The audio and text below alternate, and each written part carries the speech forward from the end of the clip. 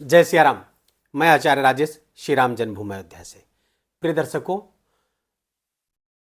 मध्य दिसंबर से लेकर के मध्य जनवरी का समय कुछ ग्रहों के गोचर के कारण अत्यंत महत्वपूर्ण होने जा रहा है। यह वीडियो छोटा सा होगा लेकिन बहुत महत्वपूर्ण होगा, आपके बड़े काम का होगा। अब ये गोचर, इस तरह की वीडियो आपको YouTube पर बहुत कम देखने को मिलेंगे, क्योंकि या तो इतनी गहनता तक कोई विश्लेषण नहीं करता या फिर जानकारी नहीं होती है। लेकिन ये हमारे जीवन को बहुत गहरे प्रभावित कर रहा है। आइए इसको जानते और समझते हैं। और ज्योतिष में भी कहा गया है, ग्रहों और नक्षत्रों की जो चाल अगर आप समझ लेते हैं तो आप अपने जीवन को बहुत अच्छे तरीके से मैनिफेस्ट कर सकते हैं, अपने पक्ष में, अपने लाभ में, और आने वाली परेशानियों से आप बच जाते हैं। भूमिपुत्र मंगल पिछले 7 दिसंबर से धनु राशि पर गोचर करना प्रारंभ कर चुके हैं। धनु राशि एक अग्नि तत्वीय राशि, बहुत सूक्ष्मता से समझिएगा। धनु राशि एक अग्नि तत्वीय राशि है। मंगल एक अग्नि प्रधान ग्रह है और ये इस राशि पर गोचर पिछले 7 दिसंबर से करना प्रारंभ कर चुके हैं। बात यही नहीं है, बात इतना ही नहीं है, क्योंकि मंगल यहां पर सामान्य नहीं, मंगल यहां पर अस्त है, कंबस्ट है। और जब अस्त मंगल बहुत इरिट्रेट होता है, बहुत झुंझलाया सा रहता है, कोई भी ग्रह जब कंबस्ट होता है तो झुंझला जाता है। प्रायः हमको बताया जाता है कि अस्त ग्रह कोई फल नहीं देता। बिल्कुल गलत प्रेडिक्शन है ये। अस्त ग्रह बहुत विपरीत परिणाम दे सकता है, खासकर मंगल जैसा ग्रह जब झुंझलाता है, रिट्रेट होता है, जब वो सूर्य के प्रकाश में चौंधिया जाता है, उसको कुछ समझ में नहीं आता क्या करें, किधर जाए, तो फिर उल्टे सीधे कदम उठा सकता है। क्योंकि मंगल बहुत अधैर्यशाली है, बहुत तीव्रता से गति करता है, शीघ्र परिणाम चाहिए होता है उसको, बहुत अग्रेसिव है, क्रोध, अहंकार, वाद विवाद, लड़ाई झगड़ा का कारक है मंगल। और जब अग्नि तत्वीय राशि पर आकर के कंबस्ट होगा, और ये लंबे समय तक कंबस्ट है, 2 मई तक कंबस्ट है, इसलिए सावधानी आपको 2 मई तक बरतनी होगी। तो ये मंगल, अब इसको ज्वाइन करेंगे 16 दिसंबर से सूर्यदेव भी इसी राशि पर आ जाएंगे। सूर्य और मंगल साथ गोचर करना प्रारंभ कर देंगे। अब ध्यान दीजिए, देखिए कैसे। एक तो मंगल और सूर्य अग्नि प्रधान ग्रह हैं और अग्नि तत्वीय राशि पर गोचर करने वाले हैं। फलतः ये एक बड़े बवंडर की सूचना दे रहे हैं, बड़ा उठापटक यहां पर करवा सकते हैं। लेकिन बड़ी खूबसूरती इस गोचर की यह है कि इस देवगुरु बृहस्पति की दृष्टि इसी गोचर पर है। देवगुरु बृहस्पति मिथुन राशि के जातकों के लिए यहां पर गोचर कर रहे हैं और इन दोनों पर दृष्टि है उनकी। तो समझदारी से ही बचाव, समझदारी से ही आपको सफलता प्राप्त होगी। अभी देखिए कुछ और बातें आएंगी जिससे आप बहुत प्रसन्न होंगे। देखिए, अब शनिदेव की भी दृष्टि है। 10वें स्थान पर, आपके कर्म स्थान पर शनिदेव बैठ करके 7वें स्थान पर सूर्य और मंगल पर दृष्टि। अच्छा, ये मंगल चूंकि देवगुरु बृहस्पति की भी दृष्टि आ रही है, शनि की भी दृष्टि आ रही है, तो ये आपके लिए फायदेमंद होती हुई दिख रही है। लेकिन अभी रुकिए साहब, अभी जब हम नक्षत्रों पर जाएंगे, वास्तविक प्रेडिक्शन, वास्तविक फल तो वहां से निकलेगा। कैसे आपको प्रभावित करेंगे ये? एक तो आपके 7वें स्थान पर, 7वां स्थान आपका गृहस्थ जीवन होता है, आपका व्यापारिक साझेदारी का जीवन होता है और व्यापार का होता है। अब यहां पर अग्नितत्वीय ग्रहों का प्रभाव जब बढ़ेगा तो दाम्पत्य जीवन में परेशानियां पैदा करेगा।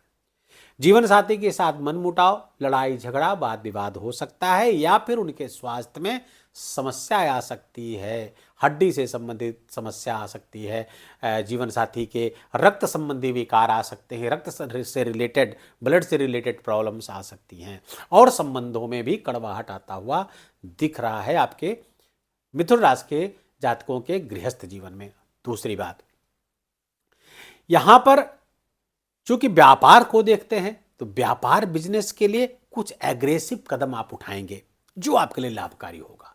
तो व्यापार के लिए लाभकारी तो होता हुआ दिख रहा है, व्यापार बढ़ता हुआ दिख रहा है, व्यापार में बड़ी सफलता का कारक बनते हुए दिख रहे हैं यहां पर। लेकिन ध्यान रहे कि यहां पर कंबस्ट मंगल आपके व्यापारिक साझेदार के साथ लड़ाई करवा सकता है, विवाद करवा सकता है, कंफ्यूजन क्रिएट हो सकता है, आप बहुत एग्रेसिवली उसमें पार्टिसिपेट करेंगे जिससे संबंध खत्म हो सकता है, टूट सकता है। इसलिए बहुत सावधान रहने की आवश्यकता होगी। अब 20 दिसंबर के बाद 20 दिसंबर से शुक्र भी यहां पर ज्वाइन करेंगे सूर्य और मंगल को। अब शुक्र आपके द्वादश स्थान के स्वामी हो, पंचम के स्वामी है, फलता फंक्शनल और इनका अच्छा है।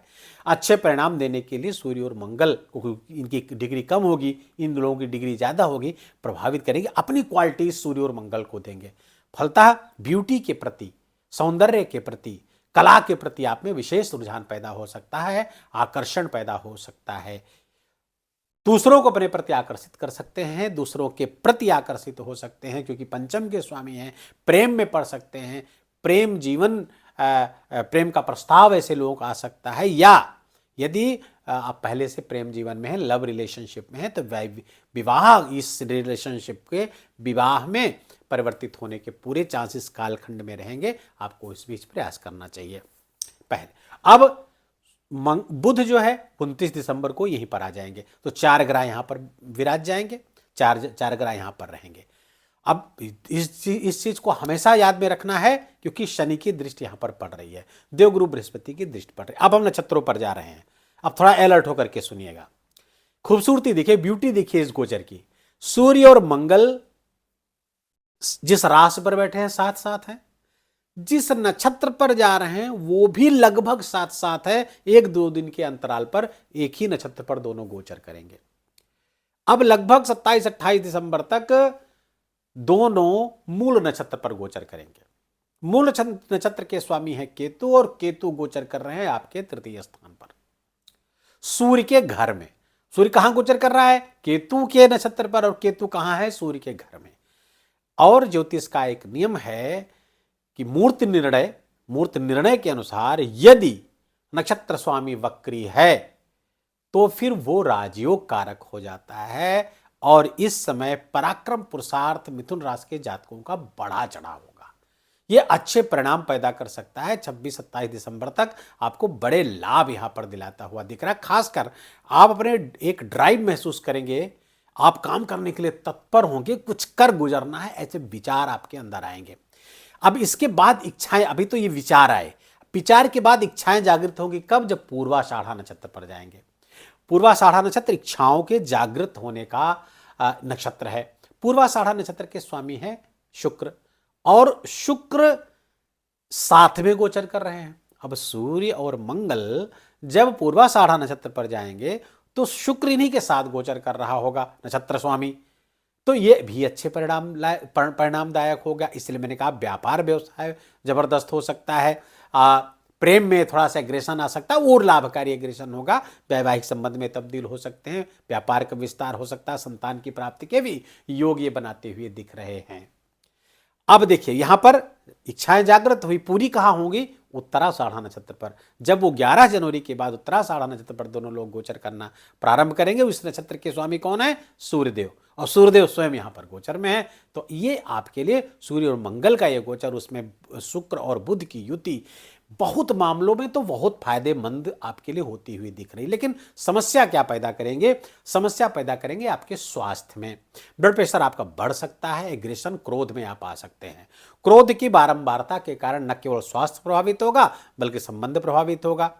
आपके जीवन साथी के साथ संबंध खराब हो सकता है, आपके कुटुंब में भी कला का वातावरण बनता हुआ दिख रहा है। इसलिए सावधान यहां पर रहना है, दाम्पत्य जीवन को बचाए रखना है, विश्वास कायम रखना है। वहां पर विश्वास, यहां पर शुक्र के आने से विश्वास डगमगा सकता है जीवन साथी का आपके प्रति, क्योंकि यहां पर युति होगी शुक्र और मंगल की, जो थोड़ा सा विश्वास कायम रखना इस युति में मुश्किल होता है।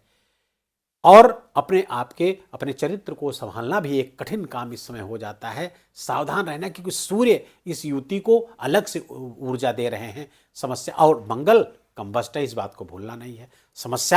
समस्याओं के साथ सफलता दिख रही है, लेकिन समस्याओं पर आपको बहुत ध्यान रखना है। लड़ाई झगड़ा वाद विवाद में बिल्कुल नहीं फंसना है, क्योंकि छठे के स्वामी भी हैं आपके मंगलदेव, जो लड़ाई झगड़ा वाद विवाद में आपको फंसा सकते हैं। कोर्ट कचहरी के मामले हो सकते हैं, शत्रु बढ़ सकते हैं, ऋण आदि लेने की संभावना प्रबल हो सकती है, किसी से उधार लेना पड़ सकता है जिसको वापस करने में आपको काफ़ी परेशानियां महसूस करनी पड़ेगी। इसलिए हो सके तो किसी से उधार इस कालखंड में ना लीजिए। जीवन साथी के स्वास्थ्य का ख्याल रखें, संबंध को हर हाल में बचाने का प्रयास करिए। उपाय क्या करें। देखिए, सूर्य के इर्द गिर्द ये सारे गोचर हो रहे हैं, तो सूर्य को प्रसन्न रखना बहुत आवश्यक है। सूर्य भगवान को अर्घ्य दीजिए, गायत्री मंत्र का जप करिए, आदित्य हृदय स्तोत्र का पाठ कर सकते हैं, सूर्याष्टोत्तर शतनाम का पाठ करिए, बहुत अच्छे परिणाम आपको आएंगे। सूर्य न कुछ कर सके तो कम से कम सूर्य के बीज मंत्र का जप सूर्य के सम्मुख, उगते हुए सूर्य के सम्मुख खड़े होकर के आप करिए, आपको बहुत अच्छे परिणाम प्राप्त होंगे। हनुमान जी की आराधना करना बिल्कुल भी मत भूलिएगा। वीडियो को यही विराम देंगे। वीडियो अच्छा लगा हो, आपके काम का लगा हो, मेरा बोलना आपका सुनना दोनों सार्थक हुआ, तो कृपा करके इस वीडियो को लाइक करिएगा, अपनों के साथ शेयर करके उनको भी इसका लाभ दीजिए, और कमेंट में जा करके जय सिया राम लिखना मत भूलिएगा। मेरा विशेष निवेदन, विशेष आग्रह आपसे हमेशा की तरह। चैनल पर नए हैं तो इसको सब्सक्राइब कर लीजिए, बेल आइकन की घंटी दबा लीजिए। प्लीज़ अपना बहुत बहुत ख्याल रखिए। जय जय सिया राम।